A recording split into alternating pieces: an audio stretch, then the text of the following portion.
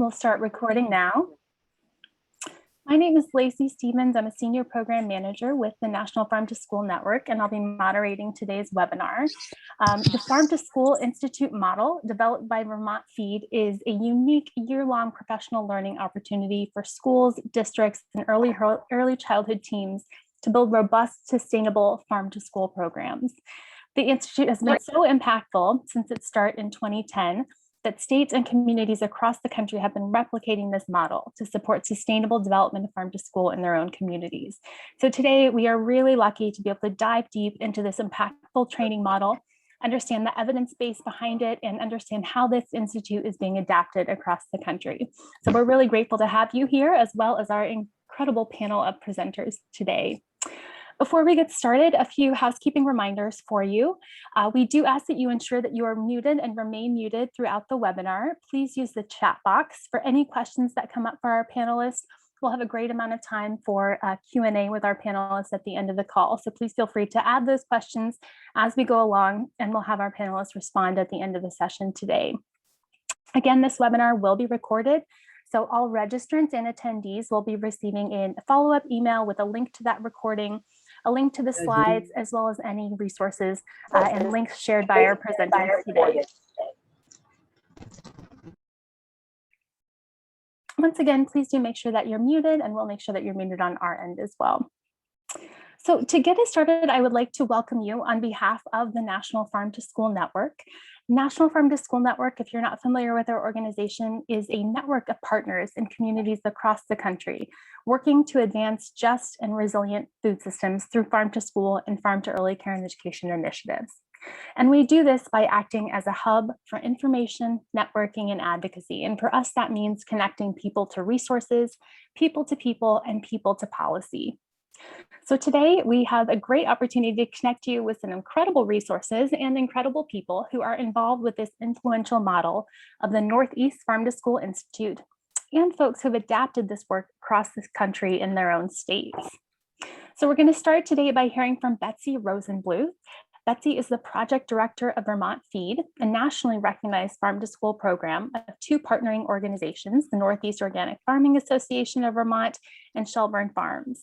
And Betsy is the coordinator of the Vermont Farm to School Network and the Northeast Farm to School Collaborative. We'll also be hearing from Andrew Powers of Pure Associates, who loves the details and the data of farm to school. He has been working in farm to school evaluation at the local, regional, and national level for the past decade, and is passionate about trying to help advance the field with useful evaluation.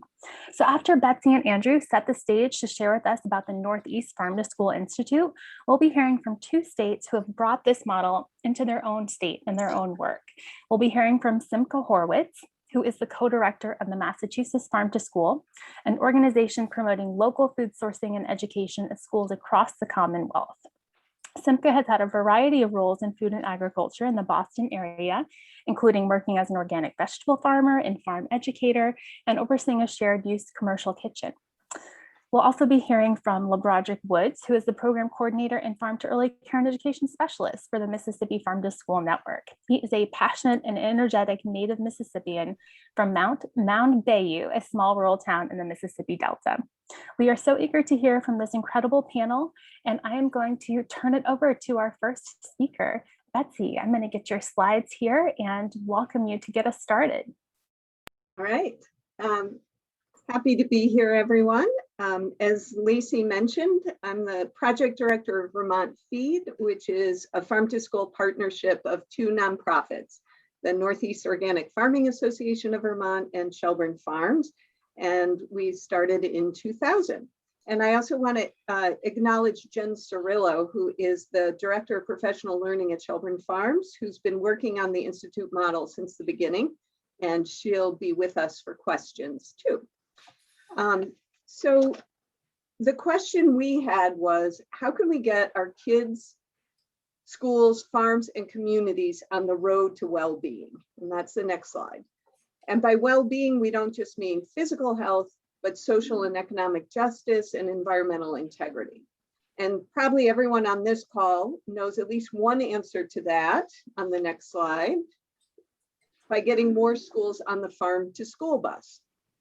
But also we know that getting schools on the bus is only the first step, and that the bigger challenge is how to keep that farm to school bus running smoothly and fast in a sea of challenges, right? Pandemic, politics, budget shortfalls, staff changes, so many needs and competing challenges. And thousands of schools in the US have implemented farm to school, but far fewer have created sustainable and integrated programs. So for us, that's why we wanted to work on the model of the farm to school, get more schools on the Farm to School Institute bus, and working towards sustained programming. So the Farm to School Institute model is an integrated whole school model of change. So we wanted to figure out an investment up front that would lead to a robust program with staying power. So how do we sustain beyond even the strongest and best summer professional learning programming, and when everyone goes back to school in the fall and there's all these competing needs in the school? And how do we create a program that offers inspiration from peers and opportunities to see what other schools are accomplishing? How do we develop a sense of shared purpose in the school and essentially accelerate the change that we are all seeking? So that was the backdrop. And it all starts with what we call at Vermont FEED the 3 C's model of change: connecting classrooms, cafeteria, and communities. So integrating food system education, serving local food, improving student nutrition and food access, and building strong partnerships between communities, students, and schools. And we describe farm to school supporting youth and connecting the dots of where their food comes from and how their food choices and the food system impacts their bodies, the environment, and their communities at large. So on this slide, which you can just click right through, Lacey, we began with those questions and with that intent. Back in 2010, we began a prototype of the Institute with a summer retreat. We had some CDC funding to look at a Vermont institute that would support schools. And you can see over the years, we added the mentoring and the coaching model. We developed it into a year-long program. In 2015, with a USDA Farm to School grant, we opened up the Vermont Farm to School Institute to the Northeast, so the 7 Northeast states. And it wasn't with the intent that we could serve every school in the 7 states, but that we would start to build model programs that other schools could look to and learn from. And then in the last few years, and with some private funding, we've been supporting states who want to adapt and replicate the model. And we have a community of practice that I'll talk about to help support that happening. And there's a number of folks on this call who are right in the middle of either replicating or adapting or planning to do that in the near future. Okay, so what are the essential elements of the Institute model that contribute to success? And I want to talk about 5 things really quickly. One is whole school teams, cross school teams. So we require administrators, teachers, and school nutrition. And then those teams get filled in depending on the school. It could be the school nurse or after school, farmers, students, parents that form those teams. And we've also opened up the Institute to early childhood teams and have found that that has been successful. We're still adjusting and learning along those lines, but those teams also, again, include who's involved in the kitchen, administrators, teachers, community partners. Farm to School action planning, the strength that teams lead a summer retreat, a summer intensive with an action plan that they're walking into the school year ready to implement. Year-long coaching, so teams are paired with an experienced practitioner from their region to assist the teams in developing and implementing their action plan during the school year. And peer networking, so time to share innovations and offer peer feedback and network with other practitioners. And finally, capacity building. We do a lot of role-specific professional development, workshops, learning journeys. This year, we're going to try out role-specific learning communities. So there'll be monthly meetings of all the school nutrition staff or the teachers, administrators. Excuse me. And then here's some of the lessons learned. What we have found along the way is that the summer intensive, the 3 days that are how we've organized the Northeast Farm to School Institute, really sets the stage for success in building fundamentally the relationships and trust across the team and creating the time and space to work together. And I think we hear time and time again, you know, when else does your administrator, school nutrition staff, teachers, and others have the planning time to sit down together and look at the school year? Role diversity on the team facilitates action and builds a shared understanding of the challenges and opportunities, especially for individuals in different roles. So there's a lot more understanding and empathy across the school in terms of what are some of the constraints and opportunities as well. And it helps inform development of a realistic farm to school action plan that's supported by decision makers. The facilitated process of action planning really enhances a team's success in setting and achieving program goals, building momentum.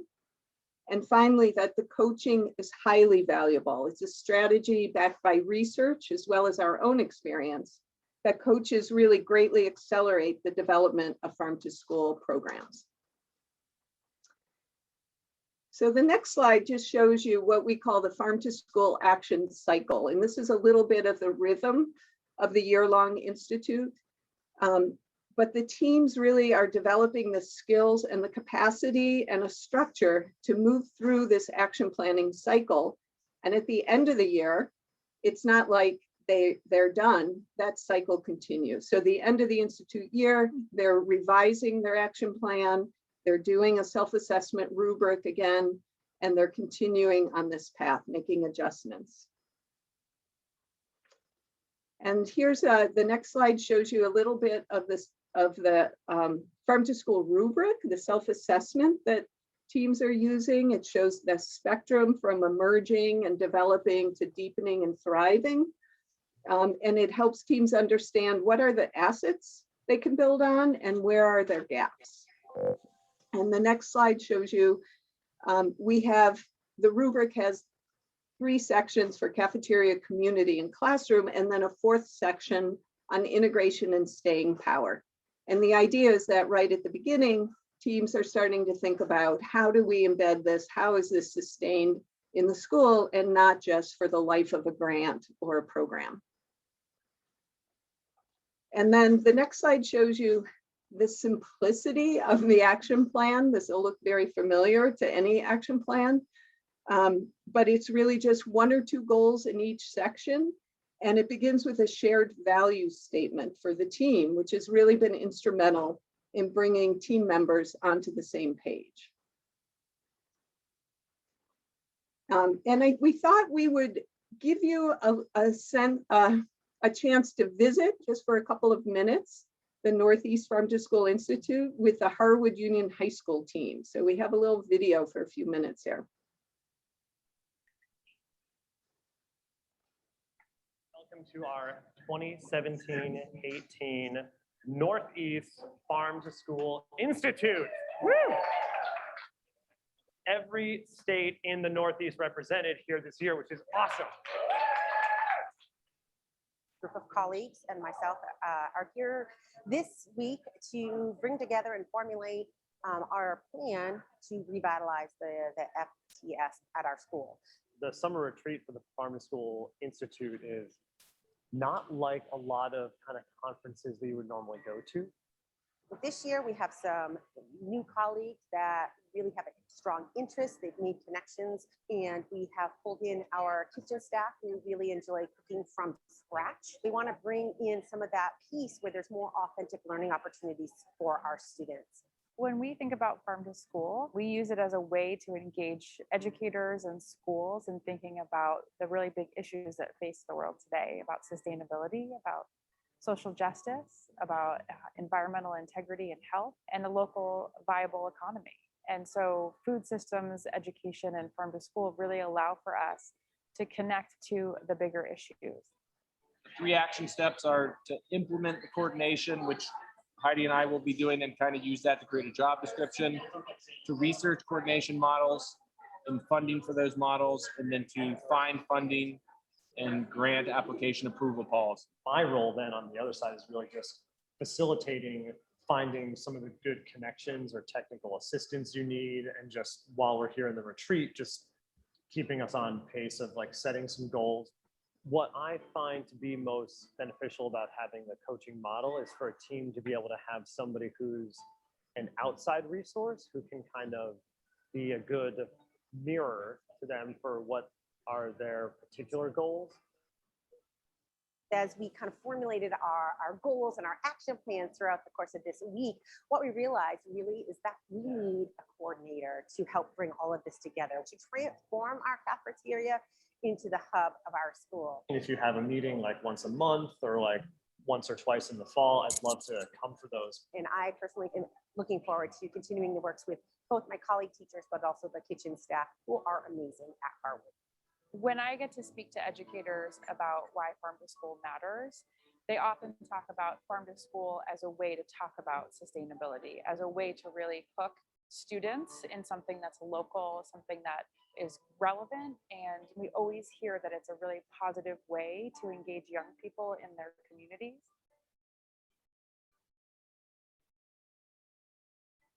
So we've been able to learn things like what's it like to make butter, and wow, it's so easy to bring that into the classroom. And how do you like make the bread, and go in and you demonstrate it and feel it. We're focusing on values, and we're focusing on thinking through school culture, and not just the individual activities that are going to happen, but really changing the system as a whole. We're going to look at some ways that math can be wrapped around a big question like how do we feed 9 billion?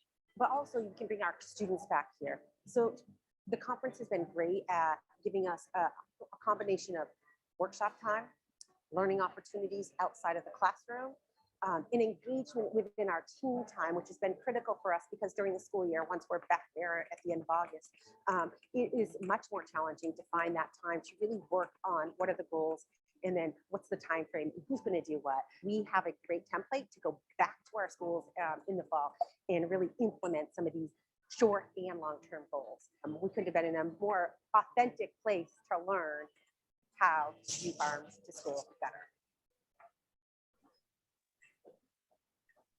All right. Welcome. Boy, I look forward to being in person. Whew, cannot come soon enough. All right, the last thing I just want to touch on very quickly, replication and adaptation of the model. So there's about 8 or 9 farm to school institutes across the country this year, and I think another 2 or 3 planned for next year. And I'm hoping some of you will join the conversation when we get to questions. This is a map that shows we have a community of practice with the 18 states or national organizations. And again, sharing tools, sharing conversations, templates, resources. For example, this year, we collectively looked at the farm to school rubric with a racial equity lens, and to think about how do we better elevate youth voice. And we made some of those revisions. And we shared how our institutes were integrating National Farm to School Network's mission of sharing power in a racially just food system. So there's a lot of peer learning that's happening as we look to adapt these best practices and the model. And here's this, and there's one more click, shows you sort of across the country. I might have left out a few states, my apologies, of what we think is happening over the coming year. And the last slide is just, we have a lot of these tools on the Vermont FEED website, vtfeed.org. I know Lacey will share that again. We have a guide to building integrated farm to school programs with this action planning model. We have a guide for coaching farm to school. We have all our templates and tools. So you can find those and stay in touch with us. And with that, I'm going to turn things over to Andrew to talk about what we've been learning from a longitudinal evaluation. Great. Thank you, Betsy. I am glad to have you all here. Good morning, good afternoon, wherever you happen to be in the country at this time. So I'm Andrew Powers. Lacey already introduced me, so I won't repeat that. I have worked with Vermont FEED for many years, evaluating the Farm School Institute. And more recently, I had a really awesome opportunity to talk to alumni from past institutes to kind of do the where are you now and see, you know, how their programs were going years later, and really specifically to ask them about, you know, what had contributed to program sustainability and staying power. You know, what had helped their program persist and continue and expand through the years, and yeah, how had the Institute contributed to that? So I want to start you with this big idea: what's easy is sustainable. So as I was getting ready to do these interviews and talk with the alumni, I read a lot about program sustainability.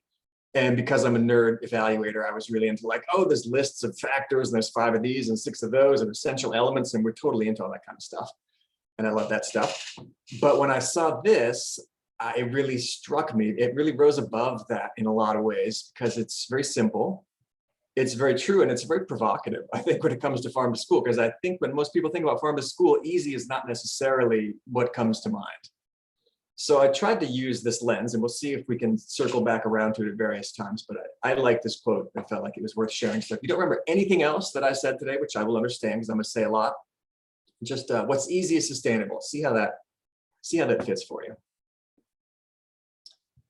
So yeah, the findings I'm going to share just a little bit about today come from interviews that I have done with alumni teams from the past institutes. I had the good fortune to talk to former team members from 10 different schools who have been to the Institute in the past 5 years, and folks in a variety of roles. As Betsy mentioned, it's a multidisciplinary team. So I had the good fortune to talk to teachers, coaches, food service directors, coordinators, and principal. And it was, as everybody knows, it was not an easy year to get a hold of people, especially food service directors were just totally going crazy, doing things that you couldn't believe, like packing 10,000 lunches to go. These teams I talked, so they've been to the Institute in the past 5 years, because the model of the past 5 years most closely resembles, Betsy showed a little slide of the evolution, what it looks like today. These were all teams from the Northeast. I talked to teams in urban and rural settings, and both teams from schools and teams from districts that were made up of members of various schools in the different districts. So I will admit there's a little bit of sample bias here. These are just farm to school teams who have been to the Institute, and they're from the Northeast. Someday I would hope to expand our findings nationwide, so hope you can all join me in that when we get a chance to do that. So the 2 big research questions really that drove this. You know, the bigger question was what were the factors, what were the conditions, circumstances, supports that led to robust and sustainable programs? And then more specifically, what did the Institute contribute to that? I would love to talk more about the first question, but that'd be like multiple webinars. So we're just going to focus in.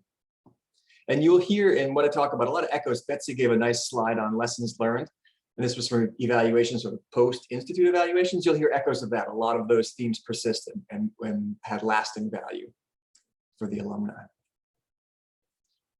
So a couple of major themes: capacity, commitment, and culture. So I kind of like the 3C model. So I just came up with 3 more C's. Either people will be like, that's great, 3 C's I can remember, or like, why do you have 3 more C's? That's confusing. Hopefully it's on the easier side.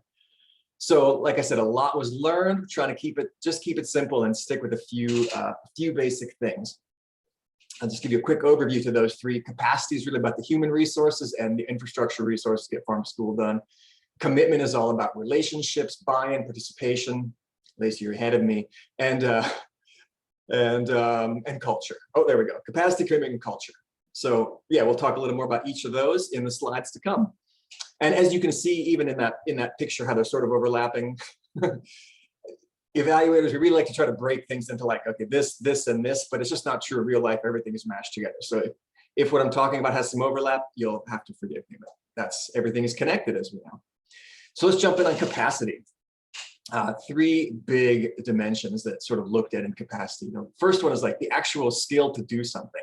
And this is like implementing the 3 C's and in the cafeteria, the classroom, the community. It's all the activities of farm to school, from like that little tiny Dixie cup, 1 seed kind of garden, to the incredible complexity of navigating procurement regulations to serve hundreds or thousands of meals. So these are, all the skills to do farm to school is something there's a lot of at the Institute, many different, as Betsy was describing, different workshops, and continuing to evolve the model so people can really build those skills to do the work of farm to school. Because things are easier when you know how to do them. So there, a really important one that emerged out of this was the capacity. Sort of, this is the level up, leadership and coordination in farm to school. This is not just doing this stuff, but it's running the program is an incredibly important piece of capacity that is really, really came out strongly in what people talked about getting at the Institute. And the last bit of capacity has to do with infrastructure and resources. These are all the other things you need, from gardens to pots and pans to all that stuff to do farm, and money to do farm to school. This is not something the Institute provides. That would make it too easy if they gave you all that stuff. But the Institute did help people develop the planning capacity to get organized and secure infrastructure when it was needed. So yeah, a little bit about the Institute impact on capacity. So we're back on the bus trip here. Really, I would say the most powerful story, what I heard the most people talk about, was the importance of the farm to school team. That team is the engine on the bus.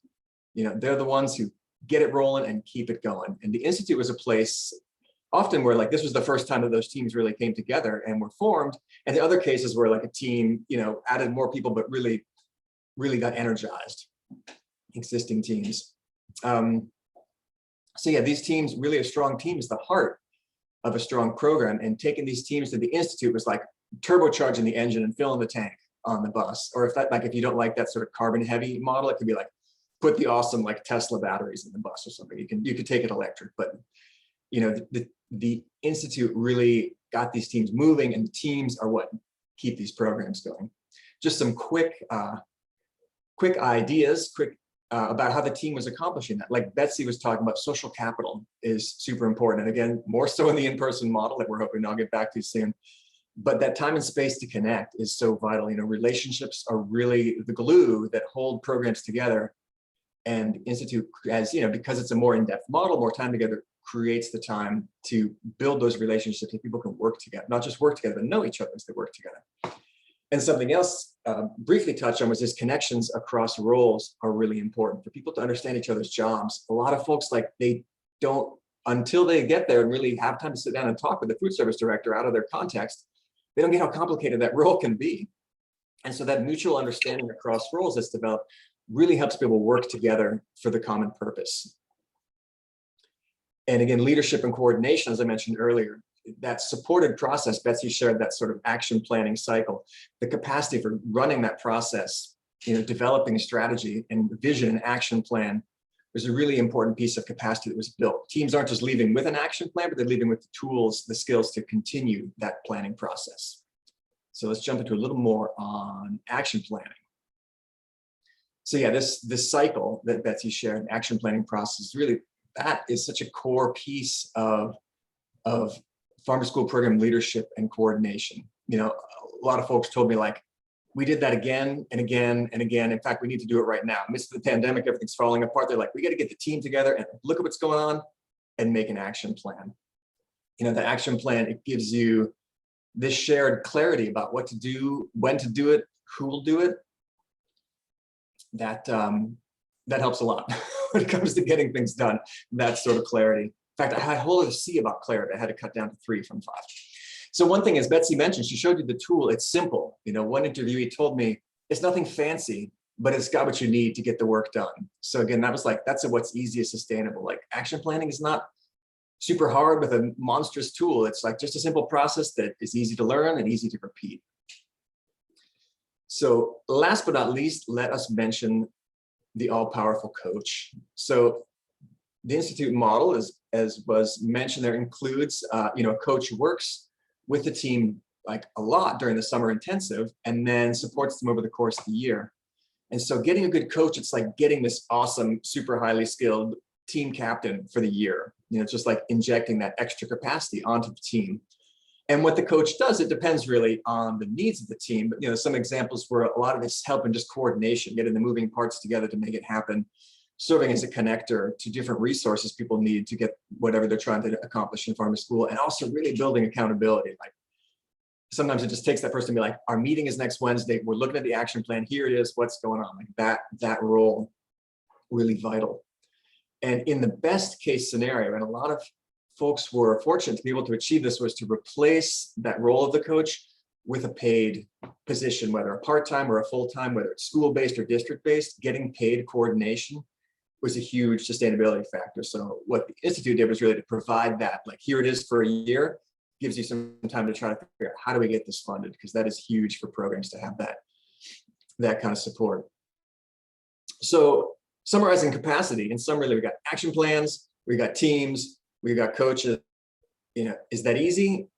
The truth is it's not that easy. But here's the thing, as I thought about that provocative quote from Adrienne Marie Brown, it's if you've got the strong team with the good leadership, the good coordination skills, they're going to make it much easier for everybody else to get on the bus. And that's what's huge here. Farm to school, as everyone knows, it's a lot of players. You want all the teachers, you want all the parents, you want all the kids, you want the administrators, you want the school board, you want the farmers, like you want everyone involved. And if it's hard to get involved, it's hard to make it happen. But a good solid team at the core of it, that's what makes it easy for everyone else. So let's talk about commitment. So commitment, having capacity is one thing, and actually using it is another. I think, as we all know, we've all got a lot of capacity to do stuff that we don't do. Like, I'm sure everyone on this call is totally capable of getting up extra early and exercising, meditating, and journaling, as we all know that we're supposed to do. But how many, and those of you that do it, you're awesome and we love you.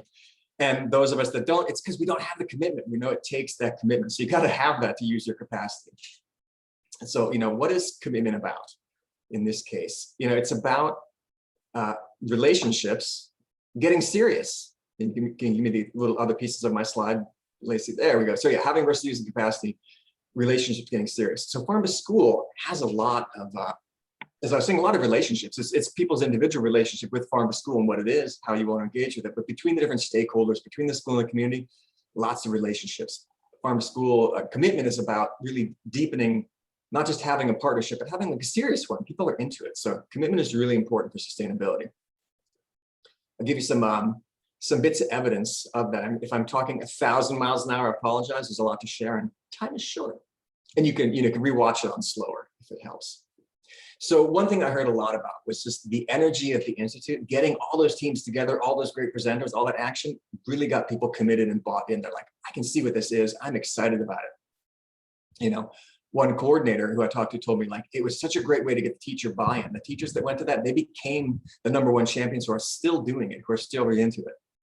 And we know that you can't rely on champions to keep the work going, but you got to have them to create that excitement. And I think the energy and action of the Institute really got people excited about being part of this. It's not like, oh, it's our little farm to school program. Like, we're part of this big movement that's amazing.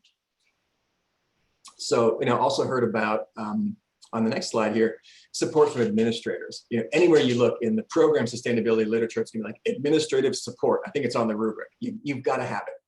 You got to have it. And there's different kinds of support. You can have passive administrators like, yeah, go do your farm to school thing. I'm not going to stop you. Or you can have the ones who are like, this is great. We're into it. We want to support it and make it happen. Like this quote says, like 100% support. And it was really this administrator getting to the Institute and feeling that energy and seeing what it really can be that brought them to that level of support. That's the difference between a relationship and real commitment. And yeah, last bit about, we're coming back to this again and again. I think because it's so important, it's just the time that people have to really talk to each other builds that commitment as well.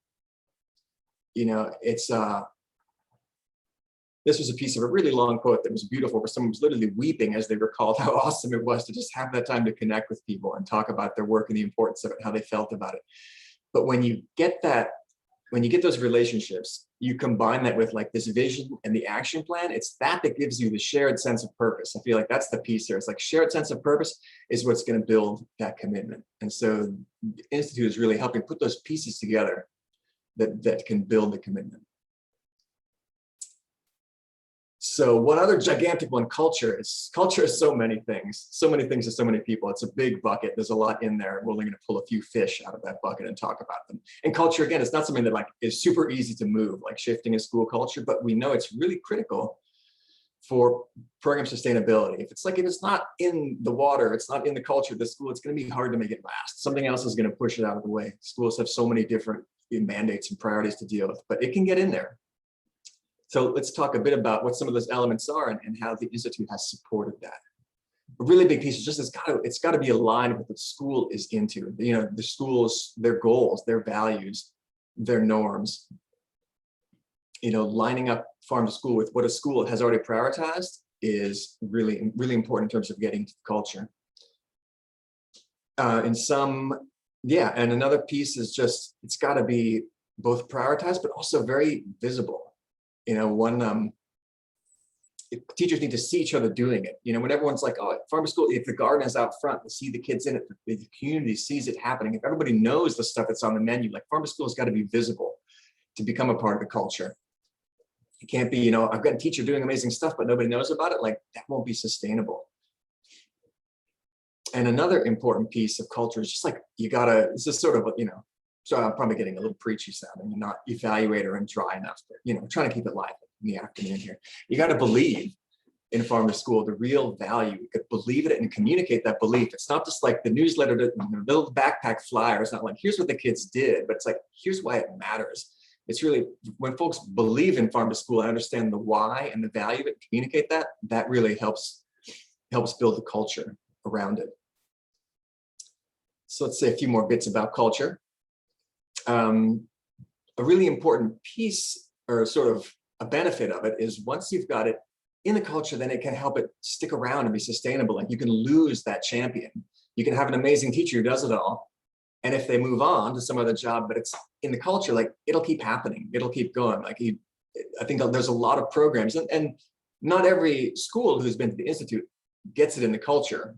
Like I said, some people share this and it's not something you universally achieve, but there were some programs where like someone said, you know, if we lost these two people, it would be really tough. So that's why it's important to get it in the culture. So if you lose your champions, it can keep going. I'll give just a quick anecdote about that I like was I talked to a principal who had put it in the hiring practices. They were hiring a new teacher and they really described the farm to school program and the importance of it. And he said, we have never had better applicants and a better hire since when we did that, you know, because people looked and like they saw what the school really valued and they were really into it. And so this teacher came on and they're all about farm to school. And you can imagine how that's like a virtuous cycle of building the program. So, you know, as farm to school gets into the culture, it continues to perpetuate in many different ways. So a little more on Institute impact on the culture briefly. You know, one important piece is the 3C model. It really, as Betsy described, is really integrating across classroom, community, and cafeteria. And that makes it much more visible. People can see how these different pieces fit together. And that visibility, you know, starts to become like, oh, when we see this fitting together, we see this is really part of how the school, it's how we do things here at this school. So it gets more into the fabric as it's more integrated. It's not like, oh, we've got a great, you know, educational piece, or we've got a great piece over here in the cafeteria. They're all tied together. People see that connection. A really important piece I can barely even talk about is the integration into the curriculum. I mean, that's huge. If teachers can't fit it in, that it's not going to get, if they feel like it's an add-on, it's going to be much harder to get done. And this is something the Institute provides a lot of support for, is really how do you integrate farm to school into what you already have to teach so you can keep on, you can make it fit. Another piece here, yeah, I think that's probably enough on that. Lots to say about culture. So here's a little story I will share. I'll take a few more seconds on this. This slide here was a story that came with a quote, and I'll try to explain it well. So what we see here are some kids in the garden, and we can see part of this is a food truck and some high school students who run a food truck. So this is the Fork in the Road food truck. run by the Burlington School Food Project. And this is a student-run food truck that's a culinary job training program. And this truck came to the Institute, I think it maybe multiple times, but people who had experienced this truck were like, they were jazzed. A lot of them mentioned this thing and talked to me about it. And it must have served people food out of it. And so they got to really experience these passionate students who were running it. And so someone said to me about this was, it just shows where something like this, like farm to school, can go, you know, from like little hands digging in the garden, like there we got the classic image, to these food truck kids. You know, some of these kids, they plan on making this their career, you know, they're already started, they're into it. So what, you know, pulling this all together, it's like by coming to the Institute and really seeing, like, I think, you know, this person may have had like a smaller view, like farm to school, it's, you know, it's kids in the garden and stuff, and nothing against kids in the garden. They're awesome. We love them. And they're also very photogenic always.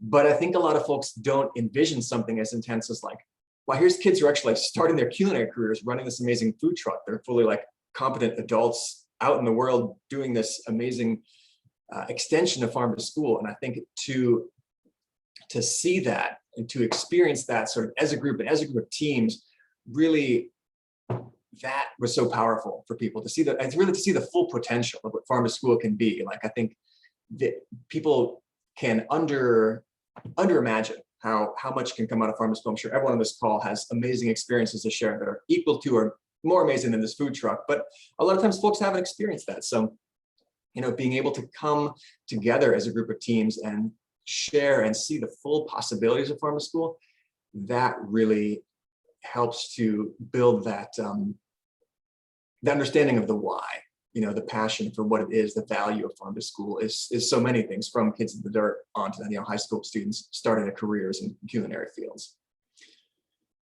So yes, in culture, is it easy to change? Again, not so much. But once you've got farm to school in the culture, it's much easier to keep it going. So back to the easy theme.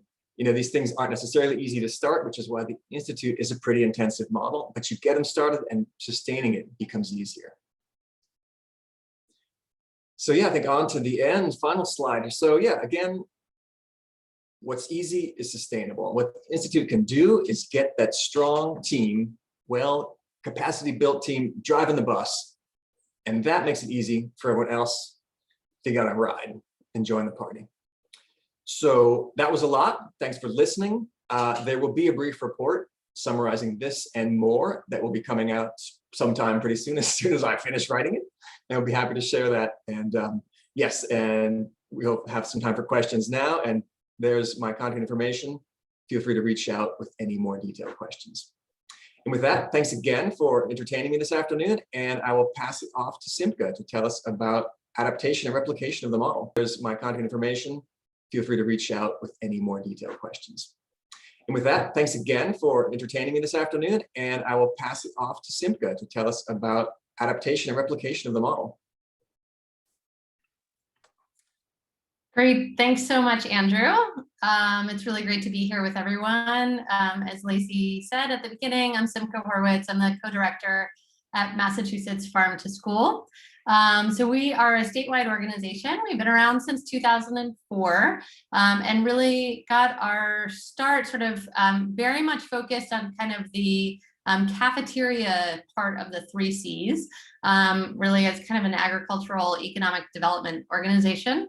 And as our work has expanded over the years, and we've really been looking to pursue that more integrated model, working with educators and sort of the classroom and community elements of farm to school, and that more holistic approach, having the opportunity to participate in the Northeast Farm to School Institute beginning in 2015 was really an incredible learning experience for us, and really helped shift a lot of our programming as well. So beginning in 2015, we were able to send 1 to 2 school districts a year to the Northeast Institute. We have over almost 450 school districts in Massachusetts, so it quickly became apparent it would literally take centuries for everyone to attend. And it was time to start thinking about whether it was a model we could replicate in Massachusetts. And so we've launched our first Massachusetts Institute in 2017. And that was sort of a pilot with, I think, just 3 school districts. And then since then, we've had about 8 school districts participate in the next years.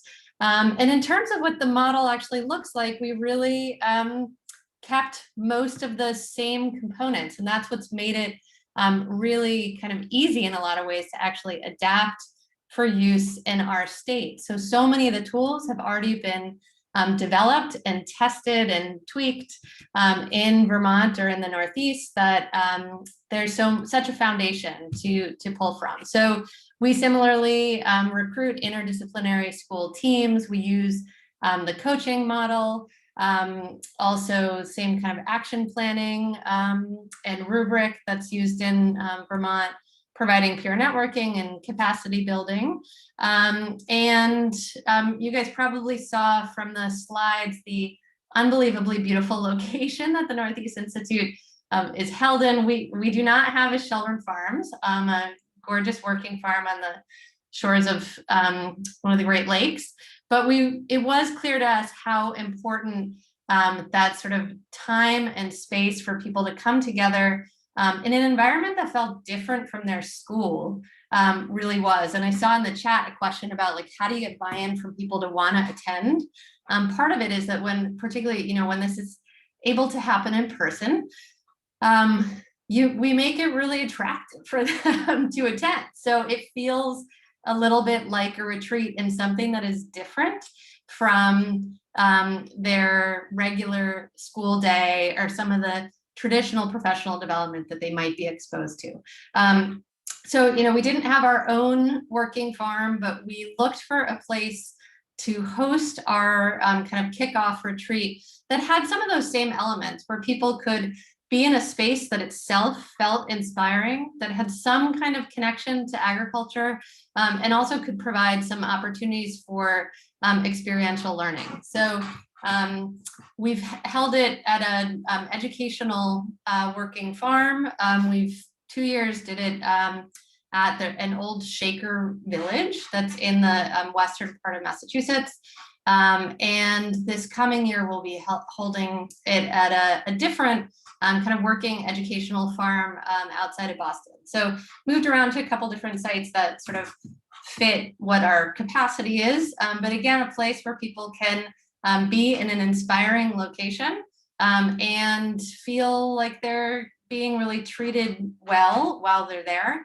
And that's part of what I think helps entice people to want to come and feel like there's such unique relationship building that can happen there. And I should say we chose not to host the Institute this in person this past year. One of the differences in our model is that rather than doing a summer kickoff, we've actually done a like early October kickoff. We do a 2-day retreat at the beginning of October. This year, our hope is to do sort of the first day virtual, the second day in person at this farm if the public health situation allows that.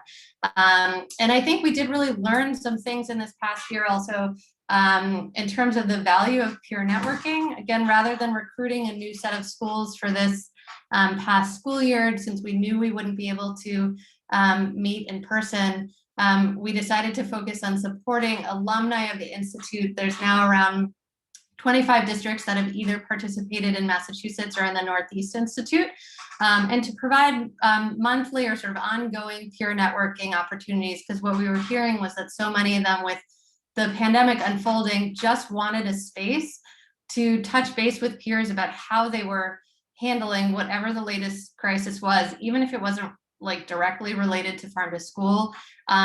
They found the Institute community to be a place of peers that they could really tap into to learn best practices and troubleshoot in a really kind of trusting environment. So that's an element we really intend to continue, even though we hope to actually be meeting in person, is building in that regular peer networking. Some of it role specific. So we'd have, sort of school nutrition focused networking sessions that are pretty open-ended, usually with either really brief presentations, some guiding questions, or a couple sessions that are a little bit more general for sort of interdisciplinary things like funding your farm to school efforts or sustaining the team that may draw people from across roles. So I think one thing I would say is that we have also been really fortunate to have funding to support the Institute from a private foundation that for 2 years also they were really interested in direct support of participants in the Institute. And so basically by participating in the Institute, the school districts became eligible for funding that this foundation was already providing in a competitive way to school districts. And that we have had really good success with our recruitment in terms of recruiting 20 or so districts who have applied, and we've been able to take about to serve around eight schools each year. And it's hard to say how much that that funding was an enticement because we now are in a sort of awkward recruitment space with COVID. So and with the foundation sort of put that grant on hold in this time, and we'll see if they return it. But I think it's where Andrew said, resources is not something that's provided in the Institute. We aren't directly providing it, but there's a way in which the Institute has sort of opened up some funding opportunities to participants that I think has been supportive of, again, just making it a really attractive opportunity to schools. And we have seen a number of schools also go on to receive things like USDA Farm to School grants after participating in the Institute. And partially, I think they were just really well prepared to apply because of the action planning process. They had really clear goals and a very clearly articulated plan for what they wanted to see in their school district, which helped make the burden of completing a grant application perhaps a little bit less tricky than it otherwise would have been. And let's see, the one other thing that I think we've added in is inviting in what we sort of call observers, or like coaches in training, I guess, which is something that's really, as our organization is looking to how we can sort of build leadership and diverse leadership in the farm to school movement in Massachusetts, providing opportunities for people who may be newer to this kind of work to see what the Institute is and participate kind of as an observer with the school district 1 year, and then be potentially able to move into that coach role in the 2nd year and in a compensated way, since the coaches are paid for their time. So it's an opportunity for leadership development. So that's been something we did in the last one that we're excited to be doing again next year. And I think, just the scale of districts that we're working with, we have worked with really tiny, individual schools, and then also places like the Springfield Public Schools, which serves, they have 25,000 students. And so when the Institute, we allow people to apply as individual schools or as a whole school district, and we just ask if they are a big district, particularly a place like Springfield, that's got, I think, over 50 different individual schools. We ask them to identify 1 or 2 schools that might be a place that's really the focus of their activities, particularly for still encouraging administrator participation. So perhaps there's a principal from an individual school that's attending, and because we know that especially kind of on the curricular side of farm to school, those are often not district level decisions, and it's really helpful to have individual school focus to their participation. So I think I will stop there and just again sort of echo that how helpful this community of practice has been in supporting the development of our program and continuing to refine it.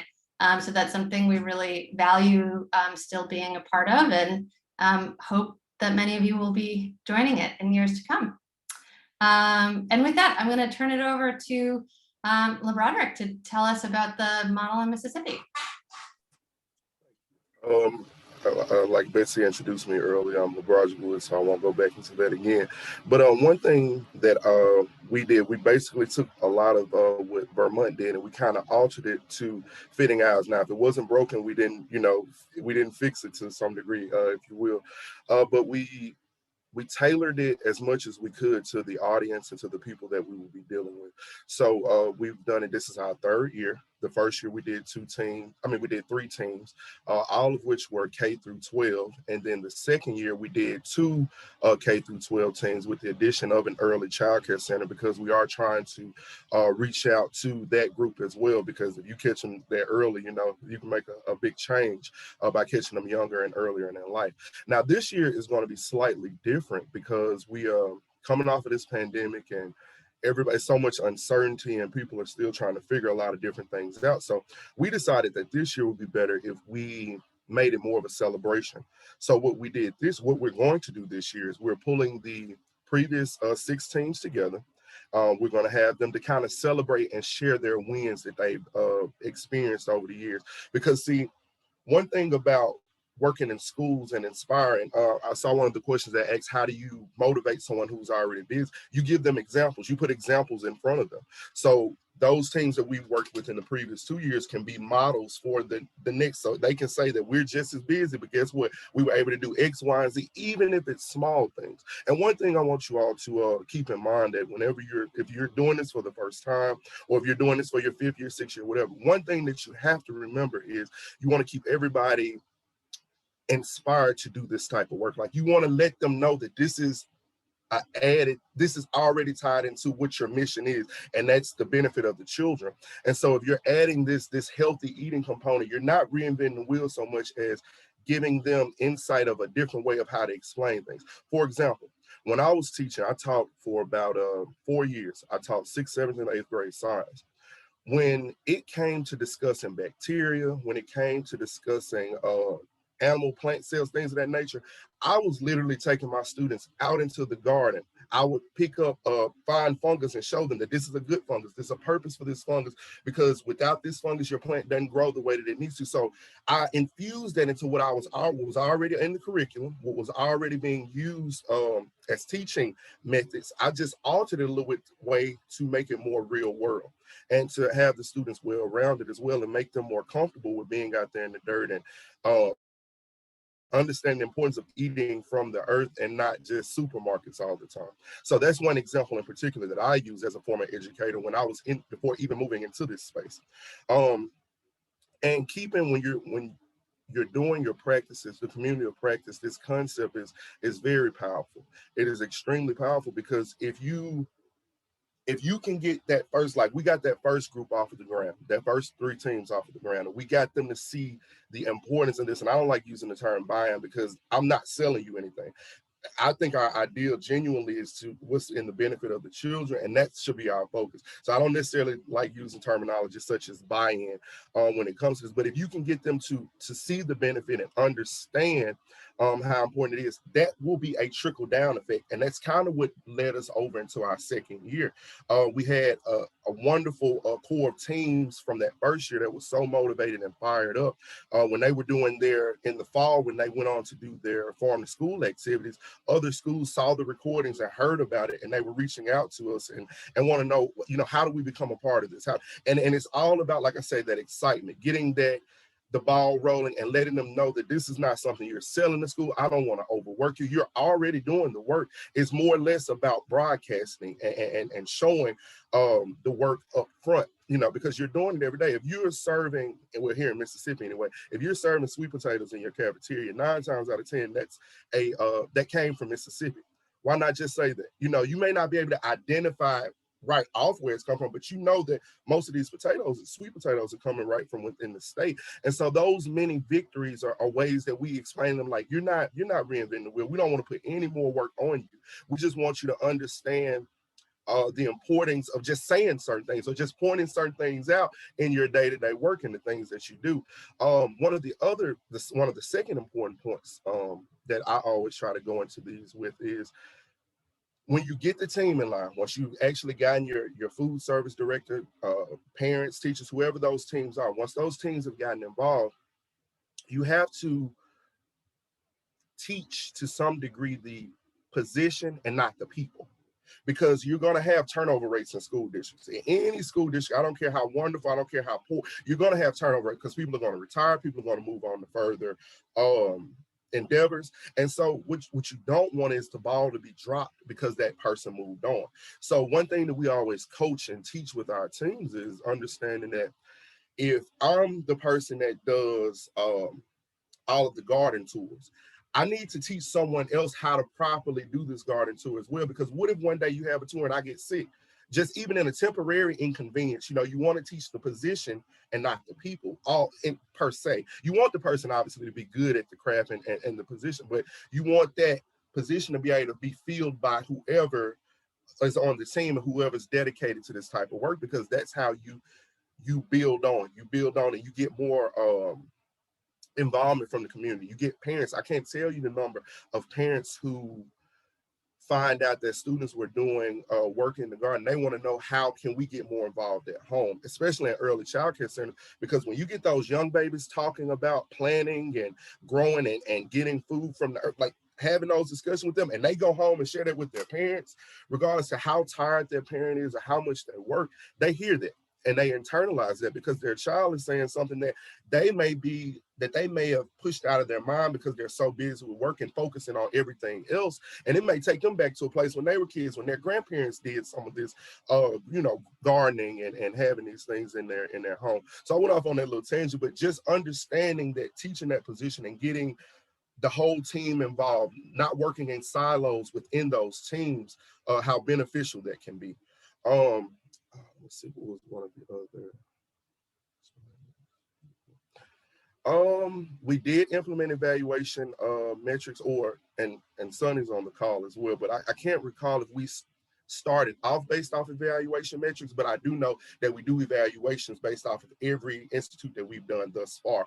And so we continue to build and make corrections and tweaks based off the evaluations, based off the opinions and the outcomes that we have from the previous year. So that's kind of how we do that. As far as technical assistance, I like to think that we do pretty well with technical assistance beyond just the Institute. In the previous 2 years, we've offered stipends to each team for them to do whatever they please, with the funding, as far as if they need to get new equipment for their cafeteria. If you want to, we had one particular team that's in Hollandale. They took their stipend and they bought these small bite boxes. And what they did with the small bite boxes was they bought enough for a few families in the community. They paid a chef to do a cooking demonstration with the small bite box products. And that's what they did for their Farm to School Week activity. Like, that's how they took that funding and were able to stretch it out and build it into, and we don't have too many restrictions on what they do with the money. We just want to make sure that they're putting it forth to, fight the good fight as far as the Farm to School effort. And that was one of the ways that was done. That's one form of technical assistance that we have. When we connect them with the farmers and communication beyond that, we're there pretty much as we can along the way. Even beyond, I've gotten phone calls. In fact, if you all have been noticing, my camera's kind of been going on and off.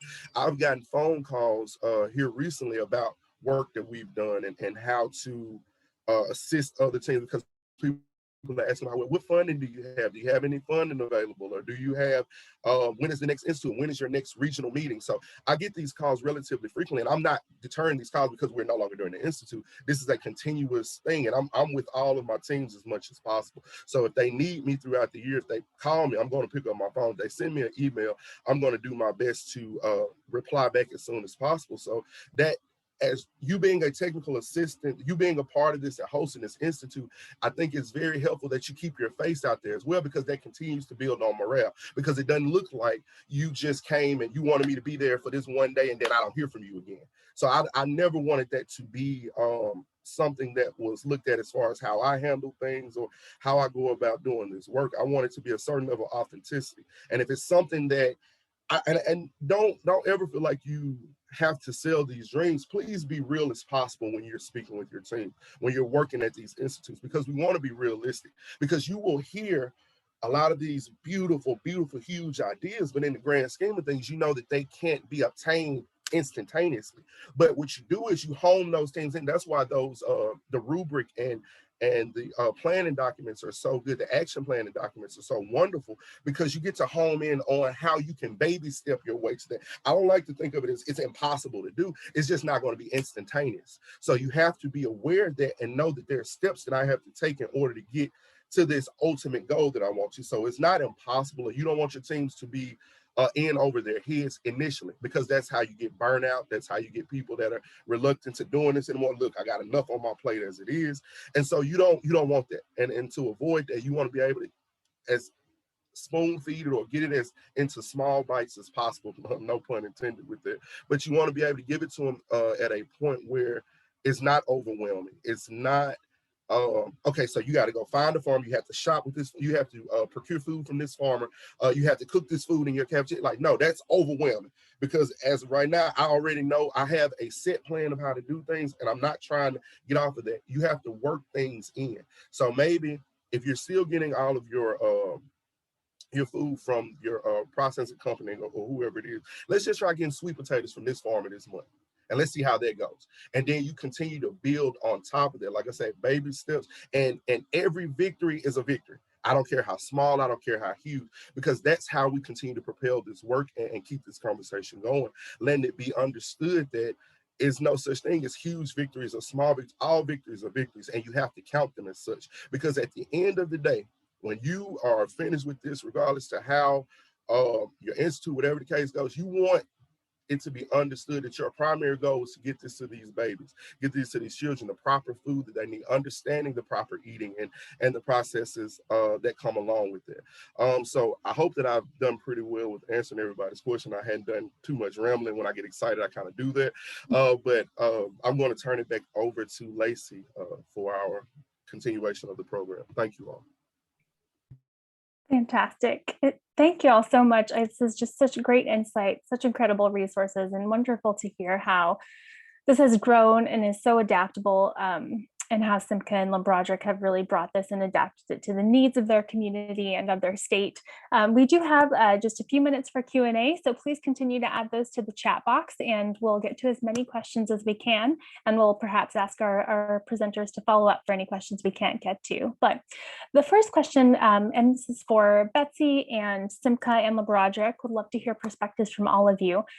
Betsy, you mentioned how the community of practice has brought in and discussed the NFSN call to action around shifting power. And I'd love to hear from all of you about how you're able to bring that centering of equity into your institutes. Both how do you ensure that the institutes themselves are inclusive and centered in equity, and then how do you support your teams in their approaches in centering equity? So Betsy, would you want to start? Sure, and I'll just be quick so everyone has a chance to answer that. I think the program itself we try to make sure that that's centered. So the professional development workshops, whether it's for the school nutrition staff or for teachers or for coordinators, that's embedded in those workshops, in the keynotes, in the food that we serve, that the food reflects the diversity of the student body. So you're trying things, maybe foods that you haven't tried before. Andrew talked about the food truck. The kids often are developing recipes from their families, and that's what we serve as one of the dinners. And when we talk about that, so it's sort of integrated throughout. The programming is one way that we do it. And I'll turn it over to LaBroderick and Simca.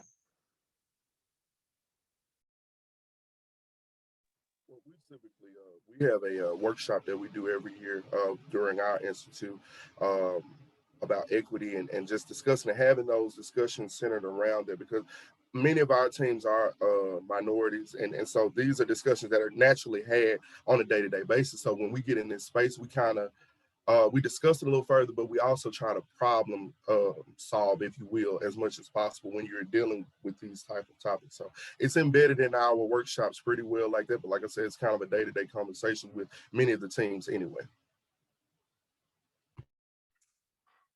Yeah, I would say something similar for us in Massachusetts, and something we've built into sort of the opening kickoff too, so that It's really sort of grounding the work that the teams are doing right from the beginning. And it also is something that really factors into our evaluation criteria for selecting schools. We're looking at things like, the student demographics and the population of the schools that are applying for the Institute. And I think, what we've all been striving to do as well is in working with teams and thinking about, the team that comes is just a small piece that grows once they go back to the school community. And so a lot of discussion about what other community partners are there. How do you do outreach to the range of families and parents or guardians that are in your community? How do you really think out of the box beyond the PTO and who might already be involved in the school to get involved? Who are you buying from in terms of farms, and you identify, others who might be involved or who have gardening skills. So there's a lot of discussion about outreach and connections and partnerships that helps open up who becomes part of these programs. And they're all based on the community itself, who's there and who is already involved and who are the missing voices. Thank you all for that insight, and wonderful to hear how you're all taking that to center it in different ways, but all really embedded in the work. Our next question, I will ask Andrew this question around evaluation metrics, and if there is additional quantitative data you all have been collecting about the impacts and outcomes for the teams. Sure, yeah, I'll try to make it quick on that. I'd say this time around, since we were just talking to a subsample of the overall institute, we did not at all look at quantitative measures looking at sustainability. In past, the institute has been evaluated every year for the past decade, and there have been years where, there was a variety of quantitative data that were collected from those sorts of things like percentage of local food purchased to different levels of agreement about did you change this practice. So we've done a lot of different kinds of data collection. I'm happy to share more details about that. I would say in general, in terms of local purchasing, we have not been trying to track that one recently. All of the evaluation is always guided by who needs to know what and why. And institute funders have not been that hung up on, I kind of feel like we've learned that it works in the past. We've measured that, we've seen people report increases, and there's no one who's really asking, show us exactly how much it's increasing. They're more interested in show us the model is working and how do we support expanding the model has been more recent evaluation. So, what get measured has evolved over time and, really in response to who needs to know what. So we do have all kinds of different measures we've used over time, and I'd be happy to share those, that kind of stuff if you want to reach out. Great, thanks, Andrew. And we'll be sure to share everyone's contact information at the end. One of our last questions, and LeBroderick, maybe we'll just connect you directly with Brenda, but it sounds like you have a new parent recruit in Mississippi, so we'll be sure to connect you all going forward. We've just got about 2 minutes left, and I want to thank all of our presenters so much.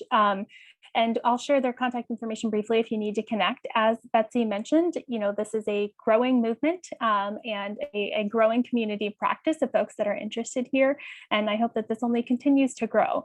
And we will be sure to send all of the recordings and resources out following the session. I do want to invite you all as we wrap up, first to give our presenters a round of applause and a huge thank you for all of the work that they're doing for growing the Farm to School Institute model and being able to share that.